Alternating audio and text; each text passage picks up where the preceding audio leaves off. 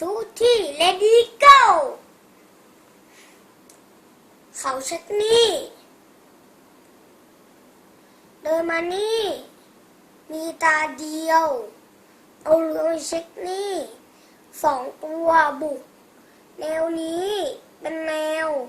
บุกใครเข้าไปแนวนี้ได้จะเป็นฝ่ายบุกถ้าเกิดเช็คแล้ว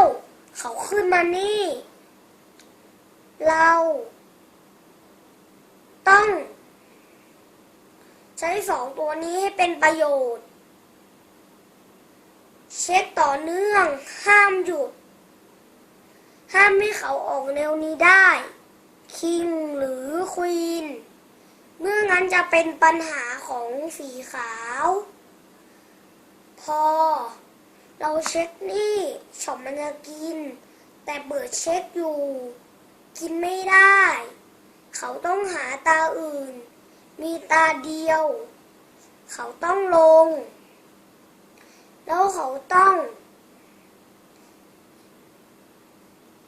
เห็นเมดอินทูไหมถ้าเกิดเห็นจะเดินได้ง่ายอย่างเช่นเช็คนี่ไปนี่เช็คเมดขอบคุณครับ Ready Fire